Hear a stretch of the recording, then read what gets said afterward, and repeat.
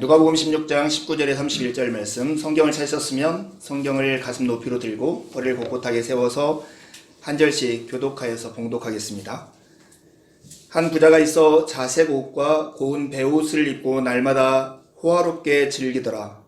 그런데 나사로라 이름한 자 한 거지가 번데 주둥이로 그의 대문 앞에 벌어진 채 그 부자의 상에서 떨어지는 것으로 배 불리려 하매 심지어 개들이 와서 그 헌대를 핥더라.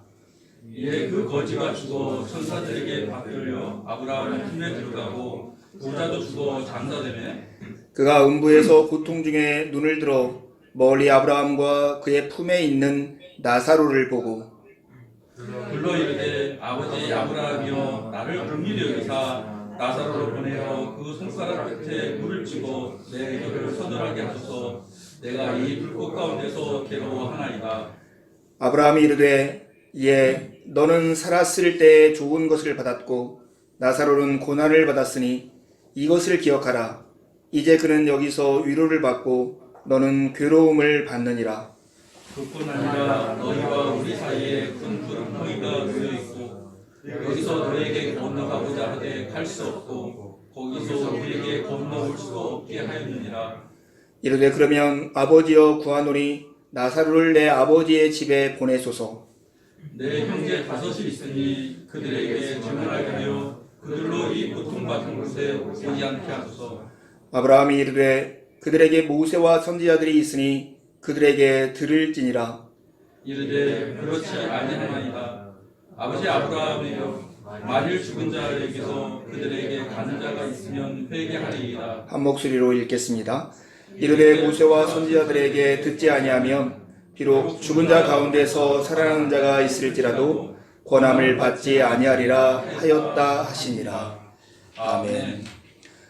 네, 여러분, 오늘 우리가 함께 읽은 이 말씀은 부자와 나사로라고 하는 비유로 많이 알려져 있는 이야기입니다. 여러분, 이 본문의 사실 주인공은 부자와 나사로가 아니라 아브라함과 부자라고 말할 수 있습니다. 오늘 본문에 한 부자의 이야기가 나와요. 그 부자는 우리가 생각하는 부유함보다 훨씬 더 부유했던 사람 같아요. 자색 옷을 입고 고운 베옷을 입었다고 해요. 우리는 지금 붉은색으로 염색을 하는 것이 어렵지 않지만 그 당시 붉은색으로 염색을 하는 것은 정말로 왕족이나 귀족들만 입을 수 있는 아주 값비싼 것이었습니다. 근데 그는 자색 옷, 붉은색 옷을 입었고 이집트산 베옷을 입고 늘 지냈으면서 날마다 호화롭게 잔치를 벌이면서 살았던 사람입니다. 근데 여러분, 그 사람과 멀지 않은 공간에 그 사람의 집 대문 밖에는 한 거지가 있었는데 그의 이름이 나사로라고 소개되어 있습니다. 그 나사로라고 하는 뜻은 하나님께서 도우신다라는 뜻이에요. 여러분, 아브라함의 종 이름 기억나세요? 예, 엘리아셀이라고 하는 종이 있는데 이 엘리아셀이 현대식으로 번역돼 가지고 정착한 이름이 나사로예요.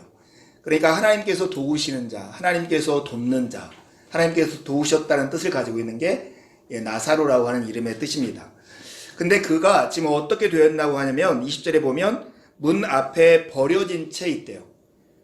아픈 채, 그 다음에 그가 스스로 먹을 것을 얻을 수 없는 채 그들이 있는 거예요. 먹을 것이 없자 그가 주인의 상에 떨어지는 것으로 뭔가를 배불리려고 해요. 그리고 주인의 상에 가까이 가면 이미 주인의 상에 떨어지는 음식들은 그 집에서 키우던 개들이 다 먹어버리고 그 더 먹고 싶던 개들이 오히려 이 거지 나사로에게 와서 그 몸에 났던 종기에 이렇게 허른 데를 핥고 있는 거예요. 부자의 그 호화스러운 삶과 이 거지 나사로의 비참한 삶이 극단적으로 대조되고 있죠. 근데 참 죽음은 공평하잖아요. 모든 사람에게 동일하게 오고 누구도 이 땅의 삶을 그곳으로 가져갈 수가 없는 거예요. 부자도 죽고 나사로도 죽어요. 근데 부자의 삶이 먼저 소개되고 나사로의 삶이 나중에 소개된 것과 반대로 이제는 나사로의 삶이 천국에서 더 먼저 소개되고 부자의 삶이 나중에 소개돼요. 나사로가 죽자 천사들이 그를 받들어서 아브라함의 품으로 데려가요. 반대로 부자는 아마 이 땅에서의 호화로웠던 삶만큼이나 호화스러운 장례식을 치렀을 거예요. 그리고 그는 죽게 되었는데 그가 간 곳은 고통이 있는 음부였어요. 이 상황에서 두 번의 대화가 이루어집니다. 이 부자가 지금 이 나사로를 안고 있는 아브라함에게 두 가지를 청하는 거예요. 한 가지는 자기 자신을 위해서 청해요. 그게 24절에서 26절까지 있는 내용인데 첫 번째 그가 구하는 것은 이거예요. 나를 긍휼히 여기사 나사로를 보내어 그 손가락 끝에 물을 찍어 내 혀를 서늘하게 하소서. 이렇게 해요. 이제 우리 생각에는 나사로를 보내서 이렇게 손가락 끝에 물을 찍어서 이 혓바닥에다 한 방울 떨어뜨려 달라고 하는 간청 같지만 이 샘족들의 언어 습관, 이들은 완고거법을 해요. 물 조금만 주면 안 돼요? 이 말은 나한테 충분히 물을 줘서 이 목마름을 가시게 해달라고 하는 요청인 거예요. 지금 나사로 손끝에 물 한 방울을 찍어 내 혀를 서늘하게 해달라는 것은 제발 나의 목마름을 해결해주고 나를 이 고통받는 곳으로부터 끌어내달라고 하는 그런 간청이 담겨져 있는 소리죠. 그런데 이 요청이 이런 지하에 거절이 돼요. 왜냐하면 아브라함의 이야기가 이거죠. 너는 살았을 때 좋은 것을 받았고 나사로는 고난을 받았으니 이것을 기억하라. 그는 여기서 위로를 받고 너는 괴로움을 받느니라. 이 땅과 이후의 삶이 마치 거꾸로 역전된 것 같은 그 모습을 보여주는 것이죠. 특별히 그렇게 하려고 해도 할 수 없는 이유를 얘기하는데 너와 나 사이에는 엄청난 큰 구렁텅이가 있어서 건널 수 없다라고 이야기를 합니다. 이것은 아마 이 땅에 살 동안 부자와 거지 나사로 사이의 삶의 질의 차이만큼이나 그 간격이 넓었던 것 같아요. 이 부자가 자기를 위한 이런 소원이 이루어지지 않자 이번엔 자기 가족을 위한 소원을 말하죠. 그건 뭐냐면 나사로를 그들에게 보내달라는 거예요. 보내서 이 형제가 5명이 있는데 우리 형제들이 이 고통받는 곳에 오지 않게 해달라고, 그렇게 해달라고 하죠. 그러자 아브라함이 하는 말이 뭐냐면 29절에 보면 아브라함이 이르되 그들에게 모세와 선지자들이 있으니 그들에게 들을지어다. 그들이 그들에게 듣지 않는다면 어차피 이곳에 오게 될 거다 하는 거예요. 그러면서 이 부자가 이런 말을 하잖아요. 그래도 죽었던 사람이 깨어나서 그들에게 가면 듣지 않겠습니까? 그러자 이렇게 말해요. 모세와 선지자들에게 듣지 아니하면 비록 죽은 자 가운데서 살아나는 자가 있을지라도 권함을 받지 아니하리라. 이렇게 하면서 요청이 거절되는 것이죠. 사랑하는 여러분, 오늘 이 본문을 읽으면서 우리가 부자와 나사로의 비유라고 하면서 부자와 나사로를 우리가 많이 생각하는데 사실은 나사로는 엑스트라와 같은 인물이에요. 정말 중요한 인물은 이 부자의 삶이 어떤 거냐, 부자가 이 나사로 같은 사람을 어떻게 대하느냐, 아브라함이 이 나사로를 어떻게 대하는데 이 부자는 이 나사로를 어떻게 대하는가 하는 것이 이 본문의 중요한 질문이에요. 그래서 이 본문이 우리에게 던지는 중요한 질문이 이것인데, 나사로와 같은 사람을 환대하며 살아갑니까? 아니면 나사로와 같은 사람에게 냉대를 하며 살아갑니까? 하는 것이 오늘 이 본문의 질문인 거죠. 여러분, 누가복음 15장, 16장, 17장은 한 가지 이야기라고 보통 성경학자들이 얘기해요. 그 출발점이 어디냐면 누가복음 15장 1절이에요. 어떻게 누가복음 15장 1절이 시작하냐면 이렇게 시작합니다. 모든 세리와 주인들이 말씀을 들으러 가까이 나아오니 바리새인과 서기관들이 수군거려 이르되 이 사람이 주인을 영접하고 음식을 같이 먹는다 하더라, 이렇게 얘기하는 거예요. 예수님은 이 땅에서 주인과 세리들을 이렇게 영접하고 환대해줘요. 그런데 예수님의 이 환대하는 모습을 보고 바리새인과 서기관들이 고가워했던 것이죠. 그래서 이것을 못마땅히 여기면서 예수님을 비난하는 장면이에요. 지금 이 장면과 이 부자와 나사로 사이의 관계가 똑같지 않아요?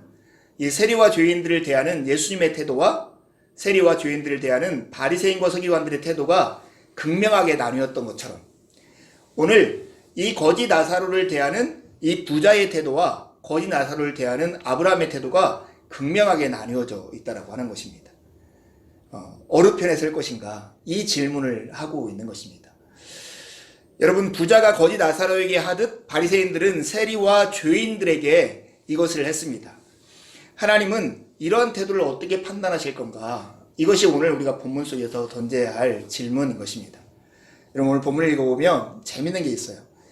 이 땅에서 정말 자색 옷과 고운 베옷을 입고 호화스럽게 잔치를 하던 이 부자의 삶은 짧게 기록된 반면에 이 땅에서 정말 죽도록 고생하며 고통 가운데 있는 이 나사로의 삶이 길게 기록되어 있다는 거예요. 이 부자는 이 땅에서 유명했을 것인데 그의 이름이 나타나지 않는 반면에 나사로는 이 땅에서의 무명했을 것인데 그의 이름이 나사로라고 기록되어 있다는 것이 특징이에요. 하나님의 관심과 하나님의 마음의 중심이 어디에 있는가가 우리에게 보여지는 것이죠. 여러분, 오늘 본문을 읽으면서 여러분 나사로가 아브라함의 품에 안길 만한 어떤 자격이나 조건을 갖춘 거 보셨어요? 오늘 본문은 어느 한 부분에서도 나사로가 그가 어떻게 했기 때문에 아브라함의 품에 안겨 있다라고 말하지 않아요. 그저 하나님의 넉넉하신 긍휼하심이 이 나사로를 아브라함의 품에 안고 있다라고 말씀하는 거예요. 단지 그뿐인 거예요. 하나님이 사랑하시는 그 사람들, 하나님이 긍휼히 여기시는 그 사람들을 너희들은 환대하느냐, 냉대하느냐. 이게 오늘 우리가 던져야 할 질문입니다. 여러분, 이 부자의 삶의 결과를 부자는 죽어서야 경험하지만 우리는 지금 살아있으면서 이 나사로들에게 냉대하는 사람의 결과가 무엇인지를 알았어요. 지난주 우리가 말씀에서 불의한 청지기가 자기가 해고당한다는 소식을 듣고서 행했던 일들을 잘 알고 있죠. 그 소식에 두려워서 자기가 해고된 다음에 삶을 준비했던 거예요. 그래서 사람들을 불러다가 빚을 탕감해주고 나중에 자기가 베푼 은혜를 되갚음을 받아서 살 길을 만든 게 불의한 청지기였어요. 파국을 맞이할 자기 삶을 대비했다는 것, 그것 때문에 그의 지혜가 칭찬받은 것처럼 오늘 부자도 그런 반응을 하기를 원하는 마음으로 주님께서 이 비유를 말씀하시는 거예요. 부자뿐이겠어요? 오늘 우리에게도 동일한 것이죠. 오늘 우리의 삶이 가져올 결과들을 생각한다면, 그리고 하나님께서 장차 행하실 심판을 기억한다면 우리의 삶은 정의롭게 살려고 애쓸 수밖에 없을 거예요. 정의롭게 살려고 하면 우리의 삶은 절제할 수밖에 없지 않겠냐 하는 것입니다. 사랑하는 여러분 이후대에는 누구에게나 이 나사로들이 있어요. 세상에서 능력 없고 자격 없고 스스로 생계를 유지할 수 없고 마치 성경의 표현대로 내던져진 채 살아가는 사람들이 우리 주변에 있는 것이죠. 그런 사람들을 우리는 어떻게 대하고 있느냐 하는 것입니다. 정말 하나님은 그들을 어떻게 대하실까요? 오늘 이 본문은 사실은 한편으로는 엄청나게 무서운 경고이고 한편으로는 우리에게 넉넉한 위로가 된다는 것을 기억하시길 바라요. 내 삶이 정말로 부유해서 어떤 사람들을 볼 때마다 아이고 어떻게 저렇게 살아 라고 말하고 싶고 좀 부지런하게 살지 열심히 살지 그때 열심히 할 걸 이렇게 말하고 있다면 어쩌면 우리의 마음은 이미 부자의 마음 가운데 있을지 몰라요. 그런 우리의 마음을 향해서 이 본문은 우리에게 엄청난 경고를 주시는 거예요. 기억해라. 불의한 청지기처럼 반응해라. 이렇게 말씀하는 거예요. 거꾸로 내 삶이 마치 내던져진 채로 내 힘으로는 무엇도 할 수 없고 내 삶의 상황을 바꿀 수도 없고 내 마음대로 애쓰고 노력하고 힘썼는데도 불구하고 내 삶의 형편이 아무 나아진 것이 없을 것 같은 사람일 경우 이름은 그리스도인이고 나사로처럼 하나님께서 도우신다는 이름을 가졌는데도 불구하고 내 삶의 형편은 하나님의 도움이라고 하는 흔적은 어디서 찾아볼 수 없는 것 같은 내 삶의 형편일게. 그런 사람들에게는 이 본문이 엄청나게 큰 위로를 주는 본문입니다. 이런 나사로를 하나님은 아브라함의 품에 안기게 하시기 때문입니다. 여러분, 이 본문을 듣고 우리는 경고와 위로를 받는 시간이 되기를 바라요. 특별히 우리는 지나간 삶을 후회하기 쉽죠. 어떠한 드라마에서 인상적인 대사를 하나 읽었어요. 후회는 이 세상에서 경험하는 가장 큰 지옥이다. 후회는 이 세상에서 경험하는 가장 큰 지옥이다. 여러분, 후회하면 정말로 힘들죠. 내가 그때 그랬걸. 그랬으면 내 삶은 달라질걸. 이렇게 하면 계속 내 삶을 망가뜨리고 고생하게 하고 힘들게 하는 일밖에 남지 않아요. 후회를 만들지 않기 위해서 우리가 살아야 하죠. 후회를 만들지 않기 위해서는 장차 이루어질 명확한 사실 앞에 살아야 돼요. 우리가 신앙인으로서 하나님께서 장차 행하실 심판을 기억하면서 우리의 삶을 의롭게 살기 위해서 절제하며 살아가는 삶에 우리의 삶을 두어야 하는 것입니다. 히말라야의 새 중에 하나가 우리말로 번역하면 이런 새가 있다고 그래요. 날이 새면 집 지으리라. 날이 새면 집 지으리라. 예전 군대에 있을 때 그 강유일 씨의 수필집을 읽었는데 거기에 나온 이야기입니다. 이 새는 그 저녁이 되면 너무나 춥잖아요.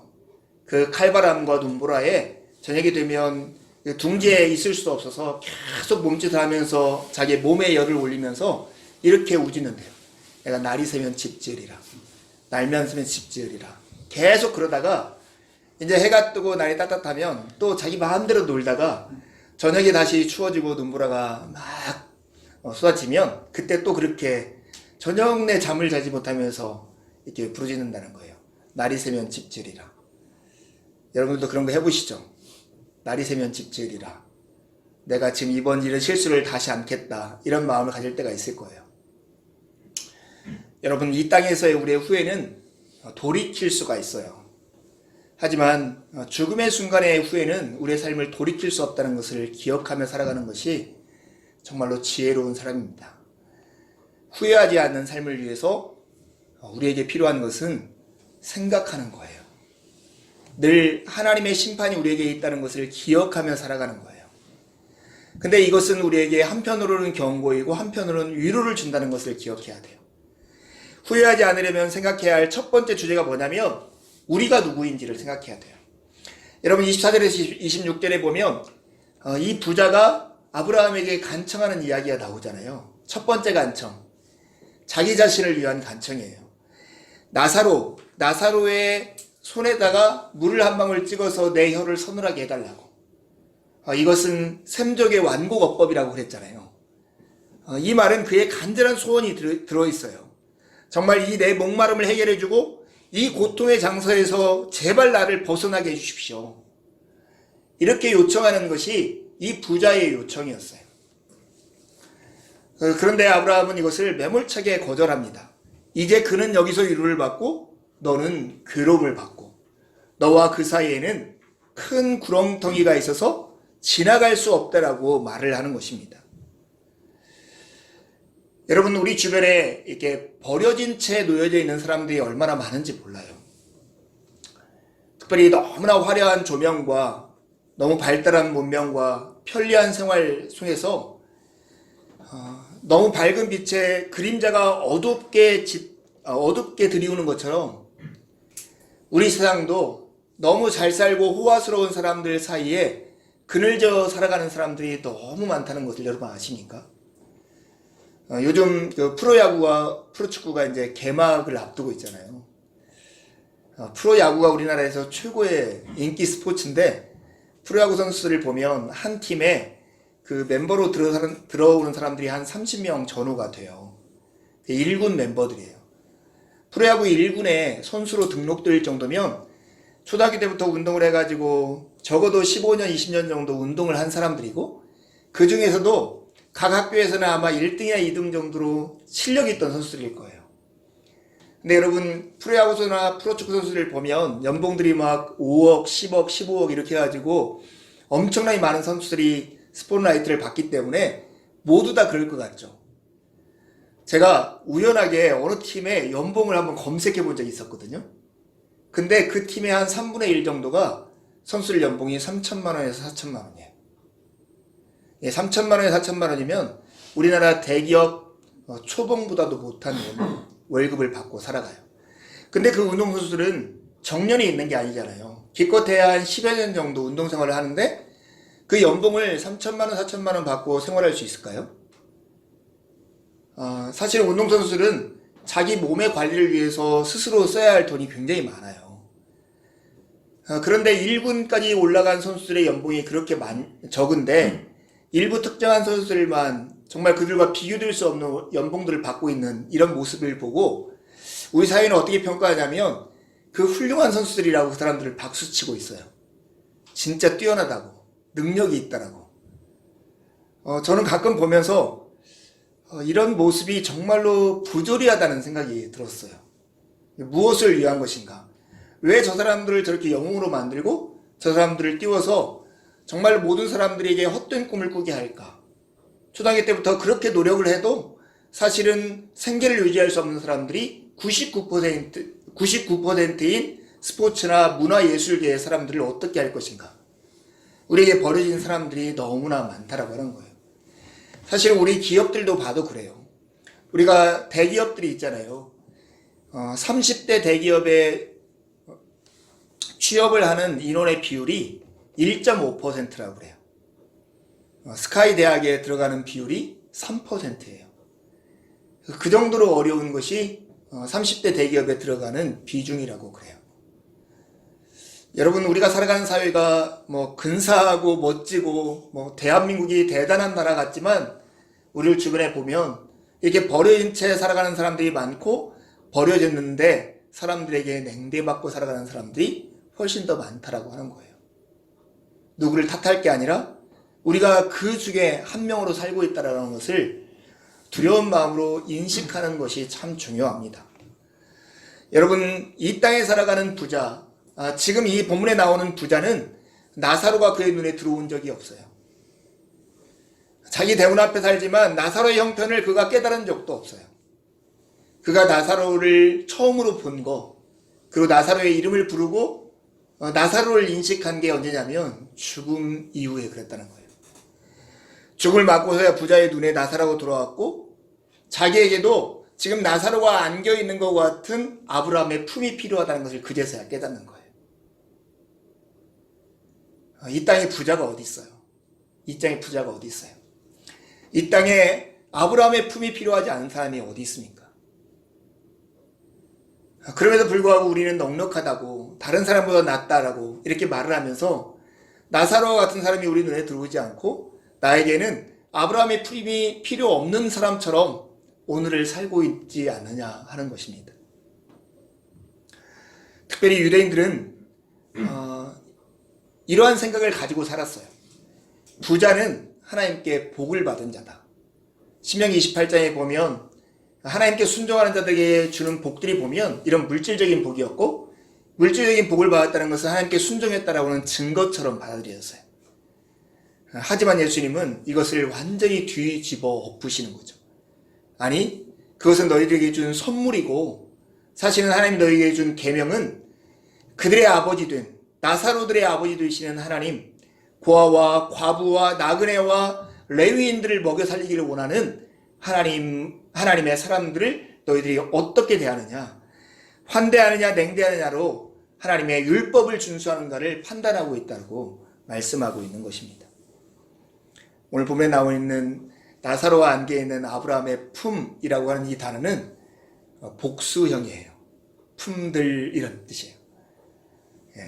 우리 모두가 안개할 아브라함의 품이 있는 거죠. 아브라함의 품이 있는 거예요. 사랑하는 여러분, 우리는 모두 나사로들 중에 하나입니다. 이것이 우리가 후회 없는 삶을 살기 위해서 기억해야 할 한 가지 사실이에요. 우리는 나사로들 중에 한 명이에요. 우리는 나사로들 중에 한 명입니다. 뿐만 아니라 주님이 지금 돕고 있는 나사로들을 도우라고 보냄을 받은 손길과 같은 사람들이에요. 여러분, 이 사실을 믿습니까? 우리가 부자가 아니고 나사로들 중에 한 명이고 우리는 나사로들 중에 한 명에게 도움의 손길을 주도록 하나님께서 보낸 사람들이라는 것을 믿습니까? 이 사실을 믿는다라고 하는 이 믿음의 진정성은 이웃하여 살고 있는 나사로들에게 지금 우리가 어떻게 행하고 있는가 하는 모습을 보면 확인할 수 있습니다. 이번 한 주간 살면서 여러분 눈에 이 나사로와 같은 사람들이 눈에 밟힌 적이 있으세요? 그들 때문에 마음이 안타까운 적 있으세요? 마음이 힘든 적 있으세요? 그렇다면 우리가 적어도 나도 나사로이고 우리 모두에게는 하나님의 품이, 아브라함의 품이 필요한 사람이구나 하는 것을 의식하고 살았을 거예요. 이번 한 주간 동안 되게 힘들었던 일을 하나 들었는데요. 제가 잘 아는 선교사님의 딸이 정말 누구나 다 부러워할 좋은 학교에서 석사까지 마쳤어요. 근데 그 아이가 갑자기 그 열등의식과 자기 스스로에 대한 존재감을 확인하지 못해서 자존감이 확 떨어진 다음에 계속 자살을 하려고 한다는 거예요. 이게 겉에서 보면 무엇 하나 부족함이 없을 것 같고 겉에서 보면 참 잘됐다 부러워하는 사람이었는데 갑자기 연락 와서 그 소식을 들으면서 우리의 삶에는 각자가 짊어지고 있는 고통의 무게가 있는가 보다 하는 생각이 들었어요. 더더욱이 오늘 본문과 같이 생각할 때 이런 마음이 들더라고요. 어느 누구도 세상에서 아무리 잘 나가고 걱정하고 근심할 거 없는 사람이다 할지라도 우리 모두에게는 아브라함의 품이 필요하구나 하는 생각이 들었습니다. 여러분 꼭 기억하세요. 우리도 나사로들 중에 한 명이고 우리에게도 아브라함의 품이 필요한 사람들입니다. 이 사실을 알 때 우리에게 큰 위로가 돼요. 여러분 오늘 나사로 정말 이 세상에서 능력 없고 버려진 채 스스로 아프면서도 스스로의 생계를 꾸릴 수 없는 이 사람을 하나님이 아브라함의 품에 이렇게 안기게 해주신다는 거예요. 여러분이 능력이 없고 나사로와 같이 병든 채 무엇도 할 수 없고 잠 못 이루면서 상실한 것 때문에 슬퍼하고 고통하고 있을 때 하나님이 우리를 어떻게 대하시는지를 오늘 나사로를 보면서 확인하길 바랍니다.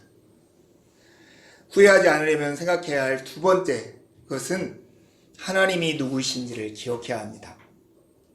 여러분 부자가 아브라함에 간청한 두 번째 것은 자기 가족을 위한 간청이었어요. 이 나사로를 보내서 자기 다섯 형제에게 이곳에 오지 않게 해달라고 하는 거예요. 아브라함은 그들에게도 모세와 선지자들이 있으니까 그들에게 들을지어다. 그들의 목소리를 듣지 않으면 어차피 듣지 않을 거라고 이야기를 합니다. 부자가 그러잖아요. 죽었다가 살아난 사람이 말하면 듣지 않겠습니까? 아브라함, 아니, 죽었다 살아난 사람이 말을 해도 듣지 않을 거야. 특별히 이 누가복음을 첫 번째 읽은 독자들한테는 이 말이 특별한 의미가 있었을 거예요. 왜냐하면 예수님이 죽으셨다가 부활하셨어요. 부활하신 주님의 이야기를 듣고도 많은 사람들이 주님의 말씀에 귀 기울이지 않았어요. 그러니 죽은 나사로가 죽었다가 살아나서 말을 해도 듣지 않는다 하는 말을 오늘 이렇게 전하는 것입니다. 여러분 부자가 좀 야비하지 않아요? 나사로가 이렇게 내버려진 채 헌대를 긁으면서 정말로 주인의 상에 떨어지는 음식을 구하고 있을 때는 모른 채 하다가 자기가 필요하니까 계속 나사로를 시키잖아요. 나사로를 시켜서 물 한 방울을 찍어서 내 혀를 서늘하게 해달라고. 나사로를 보내서 내 형제들에게 이 말을 전하게 해달라고. 사랑하는 여러분, 오늘 이 본문을 통해서 우리는 하나님이 누구이신지를 확인할 필요가 있어요. 하나님은 누구이신가? 바로 나사로들의 아버지가 되시는 분이세요. 나사로들의 아버지가 되시는 분. 죽음을 맞고서야 부자의 귀에 율법과 선지자를 통해서 전해진 말씀이 들렸어요. 그리고 하나님이 이 나사로들의 아버지라고 하는 것을 기억하게 되었습니다. 하나님이 이 나사로들의 아버지라고 하는 것은 시편에도 명확하게 나와요. 그의 거룩한 처소에 계신 하나님은 고아의 아버지이시며 과부의 재판장이시라. 고아의 아버지시고 과부의 재판장이시라. 하나님은 약한 자들을 편드시고 그들을 보호하시고 감싸시고 긍휼히 여기시는 아버지라고 늘 소개되어 있습니다. 여러분, 우리에게는 이렇게 성경이 주어져 있고 성경을 늘 읽을 수 있고 말씀을 통해서 유튜브만 틀도 수도 없이 하는 말씀을 통해서 하나님이 어떠한 분이신가에 대해서 우리가 날마다 듣습니다. 그럼에도 불구하고 우리가 이 하나님의 말씀에 귀를 기울이지 못하는 게 뭘까요? 여러분 그런 생각 해보셨어요? 왜 하나님의 말씀을 경청하지 못하고 하나님의 말씀에 우리가 귀 기울이지 못하고 우리의 마음을 순종하지 못할까? 흔히들 하는 말은 뭐냐면 우리가 마음은 원인데 육신이 약해서 순종하지 못한다고 그래요. 아니요. 결코 아닙니다. 여러분, 사람이 순종하지 못하고 하나님의 말씀을 경청하지 못하는 이유는 내가 무슨 필요가 있는지, 하나님의 말씀이 내게 얼마나 필요한지를 모르기 때문이고, 하나님이 얼마나 권위 있고 온전하고 지혜롭고 능하신 분인지를 알지 못하기 때문이에요. 의지의 문제가 아니라 하나님을 알지 못하는 문제라는 것을 늘 기억해야 돼요. 우리가 순종하지 못하고 하나님 말씀에 귀를 기울이지 못합니까? 내 생각으로 가득 차서 하나님의 어떤 말씀이 내게 와도 그 말씀을 내가 바위처럼 이렇게 튕기고 있다면 여러분 기억하세요. 주의 성령께서 빛을 비추어서 내 삶의 나사로됨의 현실과 나사로들의 아버지가 되시는 하나님의 풍성함과 능력과 그 사랑과 긍휼과 지혜를 깨닫게 해달라고 우리가 하나님께 구하고 하나님께 나아가야 합니다. 한 달에 한 번씩 제가 모임하는 모임이 있어요. 3명이 모이는데 정말 젊은 시절부터 함께 기도 모임 하던 그 3명의 형제가 이렇게 잠깐 여행을 갔다 오는 모임이었습니다. IMF 때문에 못 하는데 그 중에 한 집사님이 몸이 안 좋아서 이곳저곳 찾아다니는데 한 한의원을 갔는데 되게 용하다는 거예요.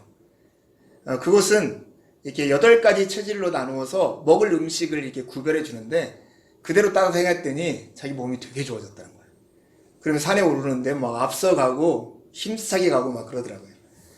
최근에 아내가 너무나 몸에 힘이 없다고 해서 제가 그 한의원을 소개해 줬어요. 그래서 아내가 그 한의원을 다녀왔습니다. 2번 가가지고 진맥을 하니까 체질이 딱 나오고 체질에 따라서 먹을 음식, 뭐 피해야 할 음식 이런 걸 구분해주고 이런 표를 가지고 집에 왔어요. 아내가 어찌 그렇게 잘 순종하는지. 아침마다 일어나서 커피 한잔 하는 게 낙인데 커피를 딱 끊더라고요. 정말 그렇게 순종을 잘하는 사람인지는 몰랐어요. 그런데 정말 그 예손 한의원이라고 하는 한의원이 준 이 말씀을 기꺼이 받아서 기쁘게 순종하더라고요. 왜 그랬을까 한번 생각해 보세요, 여러분. 이것은 내 몸에 그런 필요가 있기 때문에 그래요. 건강해지고 싶은 필요가 있기 때문에. 그 필요를 알고 이곳이 나에게 필요를 채워줄 것이라는 걸 알아요. 그러면서 그 병원에 대한 권위를 인정하고 그것이 잘 알고 있다라고 하는 것을 인정을 하는 거예요. 순종의 문제가 딱 이거예요. 내가 이거 따라야겠다 이게 아니라 내게 하나님 말씀이 나를 죽고 살리게 하는 그 길을 가르는 기준이 되고 하나님은 나를 긍휼히 여겨서 나를 살리고자 하신다는 그 사실을 알 때 우리는 하나님의 뜻에 순종할 수 있는 거예요. 어떤 환자가 자기의 병의 중함을 알고 이 의사의 실력과 이 의사의 선한 의도를 알 때 자기의 몸을 다 맡긴 채 의사가 든 칼 앞에서 자기를 침묵함이 있는 것처럼 우리의 순종은 하나님의 그 선한 뜻과 우리의 위중한 형편을 알 때 그때 이루어진다고 하는 것입니다. 사랑하는 여러분, 날이 새면 집을 지으리라 하라는 히말라야 산에 그 새들처럼 살지 않기 위해서 우리는 생각해야 합니다. 생각을 통해서 알아야 할 2가지는 이거예요. 우리 모두가 이 나사로들 중에 한 명이라는 사실과 하나님은 나사로들의 아버지라고 하는 사실입니다.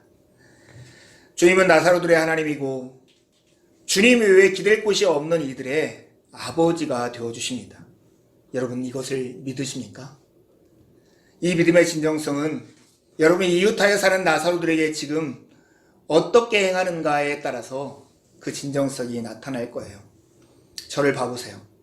사랑하는 여러분, 초대교회 복음서 시절에 예수님께서 동일하게 사역하시고 일하셨어요. 병든 자를 낫게 하고 저는 자를 걷게 하고 듣지 못하는 자들을 듣게 하고 눈먼 자들을 보게 했어요. 근데 거기에는 2명의 부류의 사람들이 있었어요. 자기의 고통과 아픔을 깨닫고 주님 앞에 나와 주님 저를 불쌍히 여겨달라고 말하는 사람들이 있었고 또 한 부류의 사람들은 주님께서 그들을 불쌍히 여겨서 그들을 낫게 하는 사람들을 지켜보면서 놀라워마하는 구경꾼들이 있었어요. 여러분들은 주님 앞에 나아가서 여러분의 삶을 불쌍히 여겨달라고 하며 주님의 은총을 경험하는 사람들입니까? 아니면 남들에게 베푸시는 그 은혜를 바라보면서 구경하는 사람들입니까? 하나님을 깊이 묵상하고 성령의 조명을 받아서 그 하나님이 나사로들의 아버지라는 걸 깨닫는 사람은 그리고 나의 형편이 내가 나사로들 중에 한 명이라는 걸 깨닫는 사람은 주님 앞에 나왔던 12의 혈루병 걸린 여인처럼 수로보니의 여인처럼 묻는 병에 걸렸던 사람처럼 앞을 보지 못하는 여리고의 소경처럼 주님 나를 불쌍히 여겨달라고 그렇게 요청하며 하나님께 나아가지 않겠습니까? 요즘 아이들이 좋아하는 그 이어폰이 노이즈 캔슬링이라고 하는 이어폰이에요. 이게 밖의 소리를 전혀 들리지 않도록 우리 귀를 막아서 자기가 듣고 싶은 음악만 듣도록 하는 것이죠. 오늘 이 본문은 14절에 재물과 하나님을 겸하여 섬길 수 없다는 주님의 말씀을 비웃는 바리새인들에게 하는 말씀이에요. 재물과 하나님을 겸하여 섬길 수 없다는 얘기를 듣고 바리새인들이 돈을 사랑하기 때문에 예수님의 이 말씀을 비웃어요. 여러분, 우리의 마음을 가장 가로막는 것, 주의 말씀을 듣지 못하도록 말씀 캔슬링을 하는 이어폰이 있어요. 그게 바로 재물이에요. 내가 무엇인가를 가지려고 하는 것, 내가 무엇인가를 움켜쥐려고 하는 것은 마치 하나님 말씀 캔슬링처럼 내 귀에 꽂혀 있어요. 내가 듣고 싶은 것만 듣고 하나님의 말씀에는 귀 기울이지 못하는 것입니다. 사랑하는 여러분, 오늘 말씀을 통해서 하나님이 우리를 향해서 베푸시는 선하심의 크기가 어떤 것인지를 깨달았으면 좋겠어요. 주보에 있는 고린도후서 8장 9절 말씀을 같이 읽어보시죠. 시작. 여러분, 우리 주 예수 그리스도의 은혜를 알고 있습니다.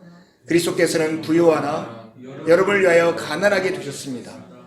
그것은 그의 가난함으로 여러분을 부요하게 하시려는 것입니다. 여러분, 예수님은 부요한 분이셨어요.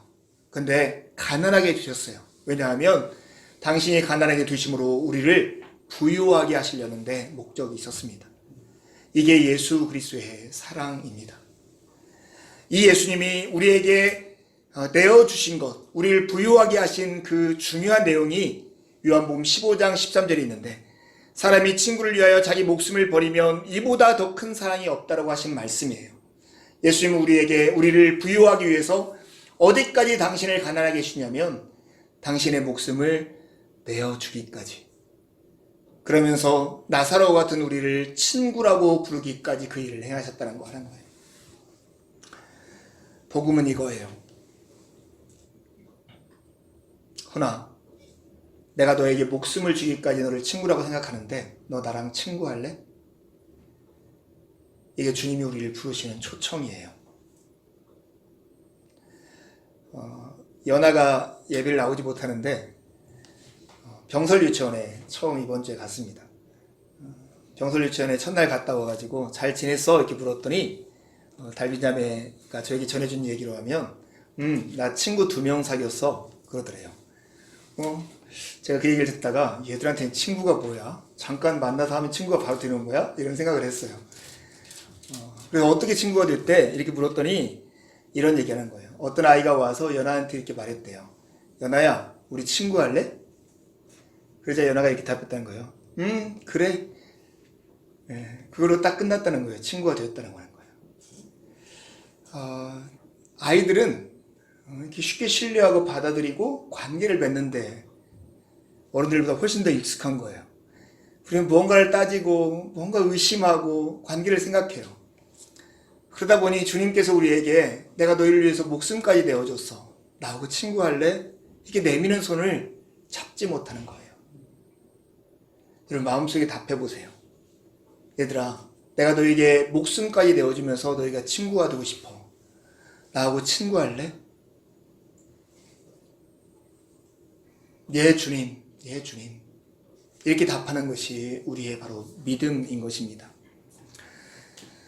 사랑하는 여러분, 예수님의 제자라면 오늘 부자가 나사로에 대한 것처럼이 아니라 아브라함이 오늘 나사로를 대하는 것처럼 대하는 사람들이 예수님의 제자입니다. 이 세상은 재물과 관련해서 3가지 종류의 삶이 있어요. 첫 번째는 재물을 섬기며 살아가는 삶이에요. 디모데전서의 표현대로 하면 부자가 되기를 원하는 삶이죠. 두 번째 삶은 오늘 예수님께서 지적한 것처럼 하나님과 재물을 함께 섬기며 살아가는 사람이에요. 이런 삶을 다르게 표현하면 이거예요. 하나님의 도움을 받아서 부자가 되기를 원하는 삶이에요. 세 번째 삶이 오늘 예수님의 제자로서의 삶인데 하나님을 섬기는 삶이에요. 재물을 섬기는 게 아니라 하나님을 섬기되 재물을 종처럼 부릴 줄 아는 삶. 그래서 오히려 자기를 가난하게 함으로써 이웃을 부유하게 할 수 있는 삶. 이게 바로 예수님의 제자로서의 삶이에요. 믿을 건 돈밖에 없어. 아이고, 돈이 왼수네.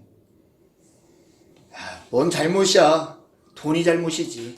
이런 말들을 우리 주변에서 흔하게 듣지 않습니까? 아니에요.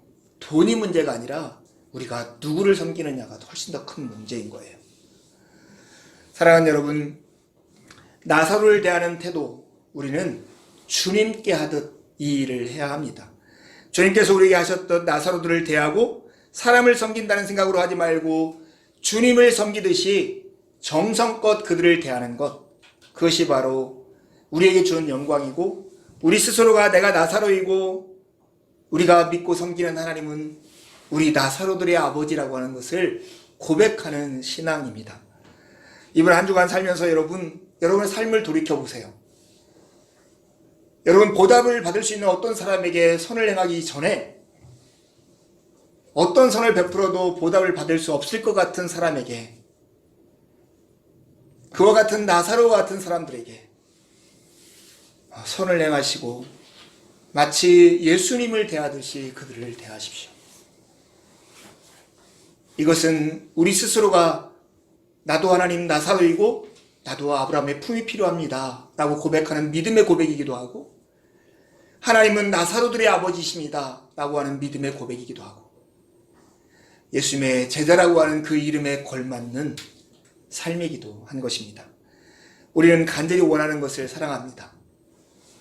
사랑하면 그것을 믿고 순종하고 그것에 우리의 삶을 헌신하기 마련입니다. 여러분이 원하는 것, 여러분이 사랑하는 것은 무엇입니까? 하나님 그분입니까? 재물입니까? 오늘 이 말씀 앞에 우리의 마음을 모두고 한 주를 살아가는 귀한 시간이 되길 바랍니다. 함께 하나님 앞에 기도